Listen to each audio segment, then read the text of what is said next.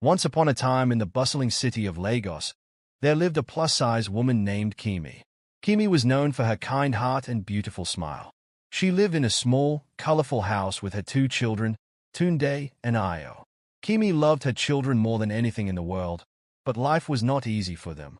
Kimi worked hard every day selling delicious snacks in the market, but it was never enough. One day, while talking to her friend Ada in the market, she learned about something unusual. Ada mentioned how some women sold their breast milk for extra money. Kimi's eyes widened with curiosity. What if I could do that? She thought. Kimi had always been proud of her body, and she knew she produced a lot of milk. After thinking about it for a few days, she decided to try it. At first, Kimi was nervous. What would people say? But she pushed her fears aside because she wanted to provide a better life for Tunde and Ayo. So, she made a plan. Kimi told her children that she would be working on something special. They trusted her and promised to help her keep it a secret. Kimi started to sell her breast milk to families who needed it. She met a woman named Funmi who had just had a baby but couldn't produce enough milk. Funmi was so grateful to Kimi for helping her. Each time Kimi sold her milk, she felt a sense of pride and happiness. She could buy more food and toys for her children. But as the days went by, things started to change. One evening, Kimi received a message from a stranger. The message said, "I know what you're doing. Stop now, or else." Kimi's heart raced. She didn't understand why someone would threaten her. Was it someone who knew her? Was she doing something wrong? Kimi felt scared, but she also felt strong. She couldn't let fear stop her from helping her family. So, she decided to keep selling her milk. But every time her phone buzzed, she jumped. Tunde and Ayo noticed their mother seemed worried. They asked her what was wrong, but Kimi smiled and told them everything was fine. Then, one sunny afternoon, Kimi met a new customer named Mr. Oho. He was a kind man who wanted to buy her milk for his sick sister. Kimi felt a connection with Mr. Oho. They talked for a long time, and he made her laugh. She decided to trust him and told him about the strange message. Mr. Oho listened carefully. "You must be careful, Kimi. There are people who don't understand what you're doing. But you have a good heart, and you're helping others. Just keep being careful," he advised. As Kimi continued her secret work, the threats became more intense. One night, she found a note on her door that said, "Stop selling your milk, or you will regret it." Kimi felt the weight of fear in her stomach. What if someone tried to hurt her or her children? Kimi knew she had to make a choice. Should she stop selling her milk and protect her family? Or should she continue and risk everything for the sake of her children? As she lay in bed that night, she couldn't stop thinking about the note and the stranger who seemed to be watching her. Then, just when she thought everything was falling apart, Kimi received a surprising phone call. It was Funmi, her first customer. She wanted to meet Kimi and talk. Kimi felt a glimmer of hope. Maybe Funmi could help her figure things out. Kimi met Funmi in a small cafe in the heart of Lagos. Funmi was worried and said, "Kimi, I heard about the threats you've been receiving. I want to help you.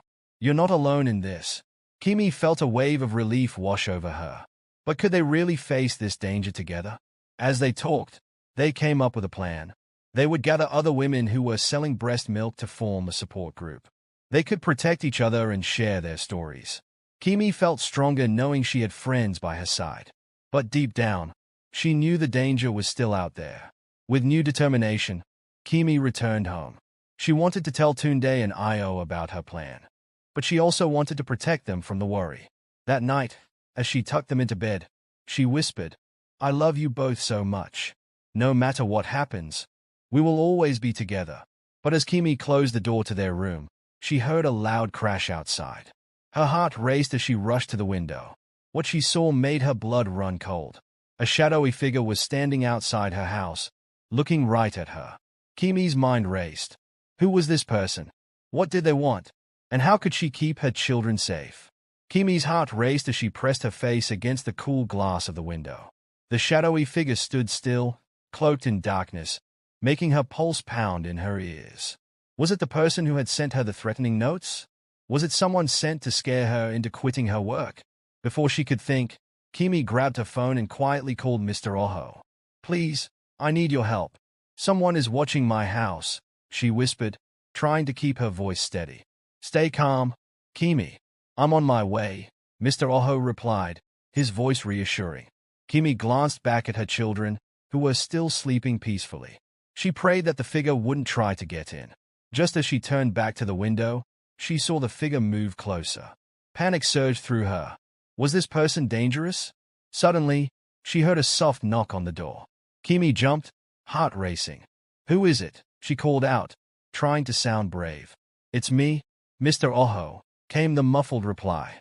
Relief washed over Kimi as she rushed to open the door. "Quick, we need to talk," Mr. Oho said, stepping inside. His eyes were sharp, scanning the room. "Where are your children?" "They are sleeping," Kimi replied, her voice trembling. "I'm so scared, Mr. Oho. What if they come in?" "We can't let that happen. We need to act fast," he said, pacing the floor. "Do you know who it could be?" Kimi shook her head, feeling helpless. "I don't know, but I've been selling my milk for a while now. Maybe someone doesn't like it." Mr. Oho stopped and looked Kimi in the eye. "What if we gather more people? If there are more women like you, we can create a safety network. We can't let fear win." Kimi's heart soared with hope. "You're right. Funmi and I were just talking about that. We can meet at the cafe tomorrow." "Good. But we also need to be prepared for anything. Let's keep your children close, and I'll stay here until morning," he suggested. As they settled in the living room, Kimi felt a sense of security knowing Mr. Oho was there. They talked quietly, making plans and sharing ideas. Kimi felt a bond growing between them, and for the first time in days, she smiled. The next morning, Kimi and Mr. Oho met Funmi and several other women at the cafe. Each woman had a story, and each story was filled with the same fear and determination. They shared their experiences, and Kimi felt a sense of unity among them. "I never thought I would find such strength in each other," Funmi said, her voice filled with emotion. "We can support one another, but we must also protect ourselves." Together, they decided to create a group called the Mother's Milk Network. They would not only help each other but also educate the community about the importance of breast milk and the challenges they faced. As they brainstormed ideas, Kimi felt a spark of excitement. But just as they were making plans, a loud crash echoed from the cafe entrance. Everyone turned to see a group of men, their faces twisted in anger. "What are you all doing here?" one man shouted, stepping forward. "You think you can sell your milk without consequences?" Kimi's heart sank. These were the men she had feared. She could feel the tension in the air, thick and heavy. "We're just trying to help each other," Kimi spoke up, trying to sound brave. "We are mothers who want to provide for our children." The men laughed harshly. "You think you can challenge us? You're nothing but troublemakers." The leader of the group pointed a finger at Kimi. "We'll make sure you regret this." Just then, Mr. Oho stepped forward, a protective stance taking over him. "You don't scare us. We're just trying to make a living and help our families. Leave us alone." Kimi's heart swelled with admiration for Mr. Oho. They were outnumbered, but she felt stronger with him by her side. The leader of the men scoffed. "You'll regret crossing us, especially you, Kimi.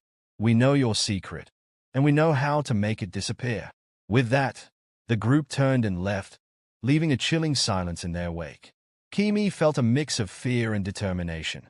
This was more serious than she had thought. As the women huddled together, Kimi could see the fear in their eyes. "We can't let them intimidate us," she urged. "We must stand together."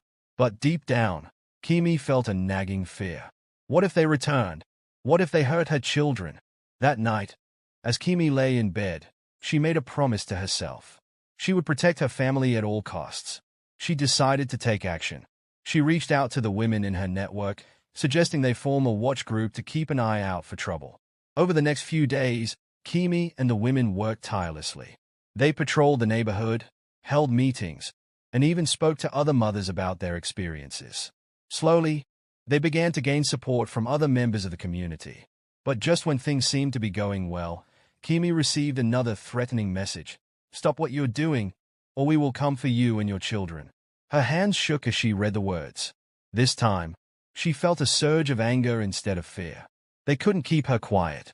She decided to confront the leader of the men, to demand respect for her and the other mothers. The next day, Kimi gathered her courage and marched to the location where the men often met. She was joined by Mr. Oho, Funmi, and the other women. As they approached, Kimi felt a fire inside her. She was ready to fight for her right to provide for her family. When they arrived, Kimi shouted, "We won't back down. We're mothers, and we will stand together." The men looked surprised, but then the leader smirked. "You think you can challenge us? We control this area." But Kimi stood tall. "You don't control our strength. You don't control our love for our children. We will fight for what is right." The tension in the air was thick as the women stood beside Kimi, united and strong. And just then, something unexpected happened. From behind them, more people began to gather, neighbors, other mothers, and even fathers. They all stood with Kimi and her friends, ready to support them. Kimi's heart raced. Maybe they could really do this. Maybe they could stand up to the fear that had held them back for too long. But as the crowd grew, so did the anger in the eyes of the men. The leader shouted, "You will regret this. You're nothing but a bunch of women." But Kimi refused to back down. "We are more than just women. We are mothers, sisters, and friends. And we will not let you intimidate us anymore." The crowd erupted in cheers. Kimi felt a surge of strength and hope. This was just the beginning, and she was ready to fight for her family, for her community, and for the right to sell her milk without fear. As the cheers echoed around them, Kimi felt an electric energy coursing through the crowd. Her heart swelled with pride. But beneath that joy lay the ever-looming threat from the men. The leader, seeing his power being challenged, stepped forward again, his face twisted with rage. "You think this is a game?" he yelled, his voice booming. "You're just asking for trouble. You'll regret standing against us." But Kimi wasn't afraid anymore. With a firm voice, she shouted back, "We are not afraid of you. We are fighting for our rights and our children." The crowd erupted into a roar of support, chanting, "Kimi! Kimi! Kimi!" Seeing the determination in the eyes of the women and the gathered community, Kimi felt a fierce resolve. They were not alone. They were a united front. Just as the leader of the men prepared to respond, a figure stepped out from the back of the crowd. It was Mrs. Ijeoma, a respected elder in the neighborhood. She held a gnarled walking stick and looked both fierce and wise.